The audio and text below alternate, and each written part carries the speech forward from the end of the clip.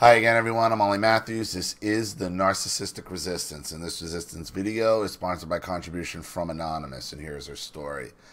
Hi, Ollie. I also just sent you a donation too. I wish I could give more, but I'm a low-income fixed income person.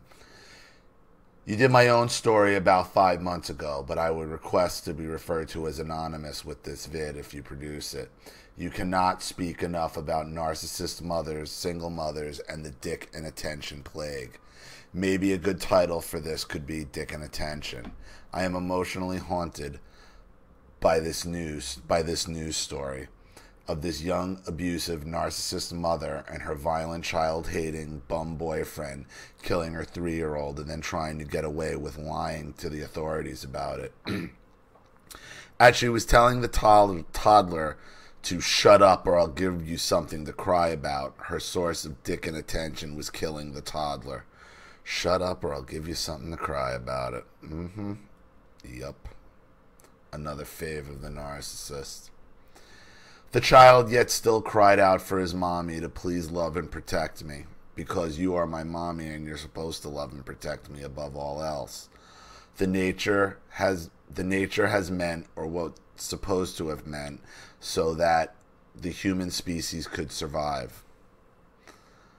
The way I myself kept returning to enmeshment with my own narcissist mother for decades, while all she had to offer me was invalidation, suspicion, insults, and grossly incompetent, terrible, and even disabling early childhood upbringing for me and my 5 siblings.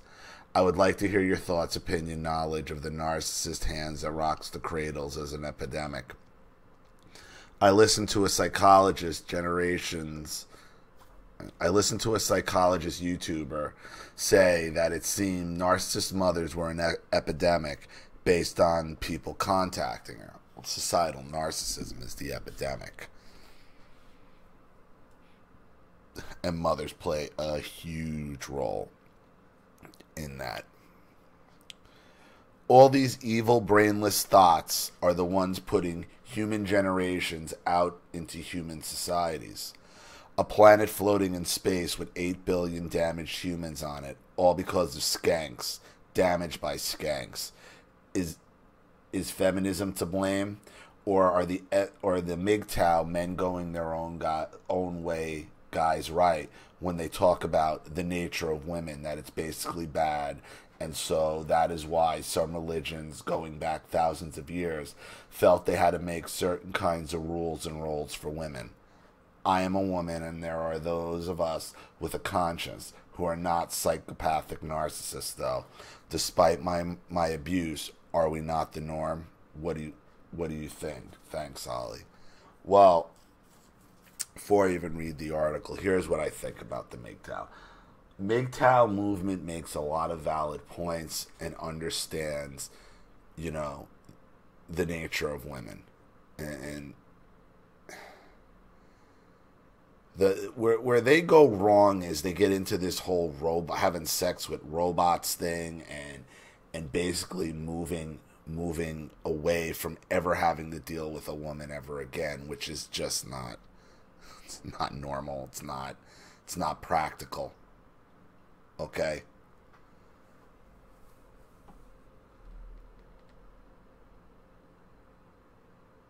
Feminism is to blame for most of this. And what people don't understand about feminism, and what I've come to learn to realize about feminism, the end result of feminism is going to be Islam. The end result of feminism is radical Islam. Because all feminism really is, is a way for women to control other women. That's what feminism is. Look, everybody else, the men who get taken out by feminism, are collateral damage. The real goal of feminism is to control the behavior of other women that the alpha feminist feels inferior to. Usually because of looks, status, husband. That's what the feminist is trying to ultimately destroy. They're trying to destroy that quote-unquote pretty available woman. What's Russia's undeniable rule number 35? Is what? Feminism was created to give ugly women access to the mainstream of society. That's what feminism is about. And what is the ultimate control over women is throwing them in a polyester burqa in the middle of the desert and beating them with sticks if they're not subservient to their husband. As crazy as that is. As crazy as that is. I've been saying this quite often recently. Who really pulls the strings around radical Islam? It's women. It's women. It's the women. It's the women pointing out the other women on the street, turning them into their Sharia squads. It's women doing that. It's women. Look at the videos that you see on YouTube coming out of Iran. Who's getting in? It's women getting in. Women who are not covered up's faces. And you could see the jealousy and the disdain in the ones in the burqa's eyes. You could see what it's about. It's like, oh, you don't want to compete with this girl, so you just want to throw her in a black robe. That's the end result of feminism. Now, on to your article.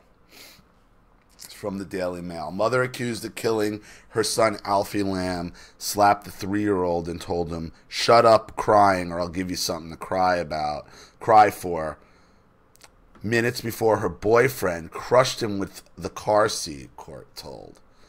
Stephen Watterson is accused of crushing Alfie Lamb to death with his car seat.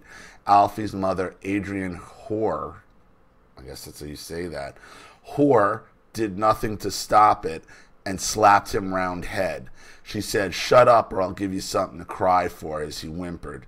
Witnesses claim the couple would pick up Alfie and throw him on the sofa. So where were these witnesses? How did it get there? If witnesses already saw Alfie's abuse, where are the witnesses? See, this is the complicity of it. Nobody comes out until it's too fucking late. A mother told her 3-year-old son, "Shut up or I'll give you something to cry for," before he was crushed to death by her boyfriend, a court heard. Adrienne Hoare, 23, allegedly slapped Alfie Lamb around the head and told him to be quiet as he struggled to get comfortable in the rear footwell of a car. Alfie died after he was pinned against the back seat by Stephen Watterson, 25, as he deliberately rammed his chair back into the youngster twice. Oh, so I see.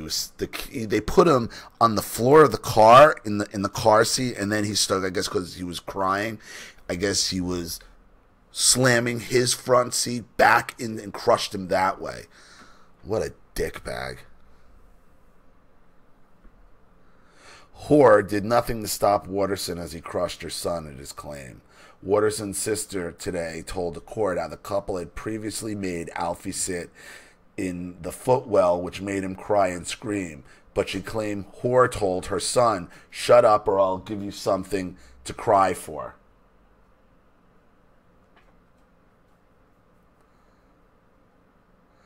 Giving evidence, Waters' half-sister Samantha Dawson from Blackpool described Alfie as the loveliest boy you could ever meet.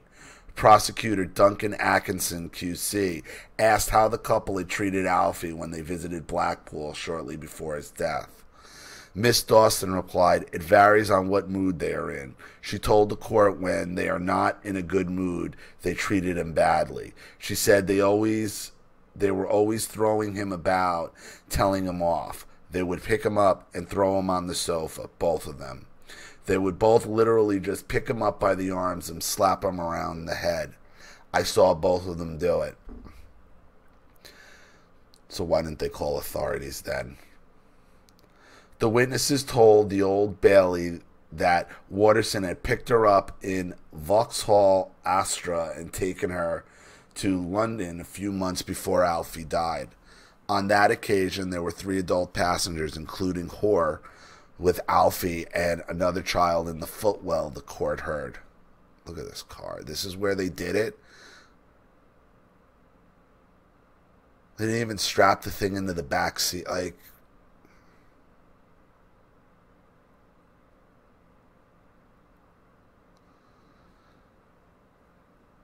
Miss Dawson told Watterson the children should be in car seats, but he responded, they'll be okay, the court was told. She told jurors Alfie could not get comfortable because he did not have much room, but Horace said he was all right and they would be there soon.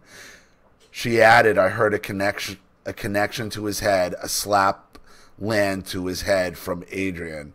He was crying and screaming. She said, shut up crying or I'll give you something to cry for. Mrs. Dawson was giving evidence via video link from HMP's stall in Chertsey when she was serving 30 weeks for a benefit-related offense. Hoare and Watterson from Croydon, South London, have denied Alfie's manslaughter.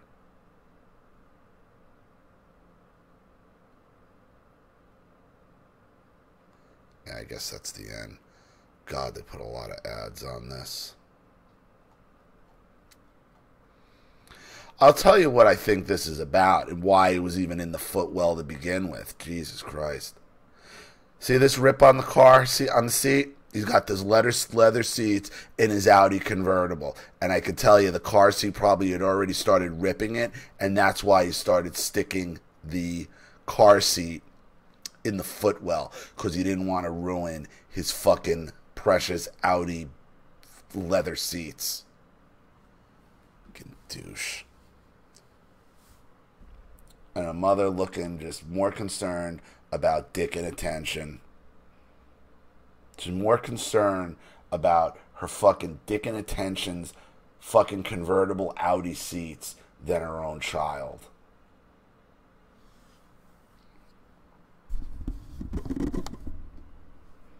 Dick and attention comes before children to the narcissistic mother.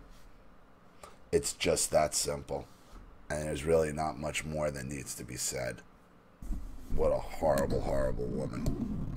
So, thank you so much for your contribution in sending me this, Anonymous. I really appreciate it.